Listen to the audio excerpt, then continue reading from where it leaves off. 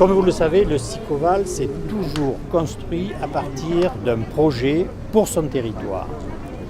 Il y a maintenant 10 ans de cela, ce projet, nous avons décidé de l'inscrire résolument dans une démarche de développement durable. Et il a pris la forme de ce qu'on appelle un agenda 21 local. Nous sommes en train de préparer la version à venir, à l'horizon 2030, de notre agenda 21 local, avec une partie, un programme opérationnel pour la période 2011-2014.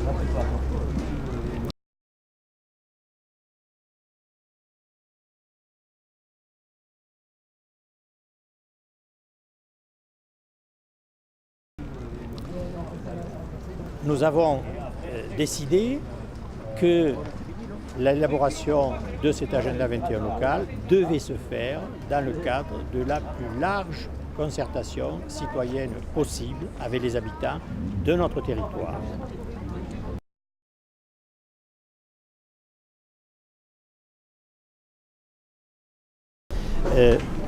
Cette concertation nous paraît importante, car l'apport des habitants sera incontestablement une source d'enrichissement pour notre projet. Ce sera un moyen pour ces habitants de s'approprier également ce projet. C'est donc un exercice de proximité, de démocratie locale qui mérite d'être encouragé. Et ce sera aussi pour les élus, bien entendu, la nécessité de prendre en compte tout ou partie des propositions qui émaneront de cette concertation.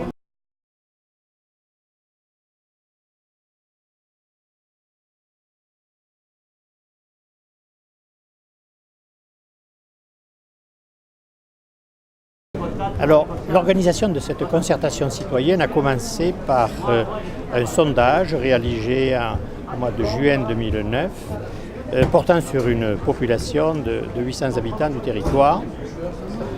À partir de là, ont été mis en place des ateliers avec la participation d'habitants, puis ensuite 5 conférences qui étaient ouvertes donc à tous, aussi bien les habitants que les élus.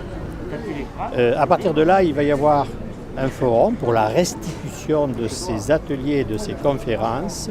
Et enfin, il y aura un séminaire des élus pour arrêter les grandes orientations de notre futur agenda 21. 4 thèmes ont été retenus pour ces débats. Le premier qui porte sur notre territoire, qui est un territoire périurbain situé entre la ville et le rural, la campagne. Un deuxième thème qui est se loger, se déplacer, consommer autrement. Un troisième thème qui porte sur les nouvelles solidarités qu'il faudrait envisager. Et enfin, un 4e thème qui porte sur le développement économique, source de création d'emplois, mais également aussi de ressources. Ce qui est ressorti de cette concertation citoyenne est riche, comme le montrera la restitution qui en sera faite fin novembre. Il est évident que les élus qui ont bien entendu la responsabilité de définir et d'approuver cet agenda 21 local ne pourront pas ne pas prendre en compte nombre de propositions qui ont été faites. Il faut dire qu'un certain nombre d'entre elles rejoignent ce qui est déjà, de fait, on peut considérer comme acquis. Et donc, il ne fait que renforcer, effectivement, je dirais, le consensus existant autour d'un certain nombre de domaines.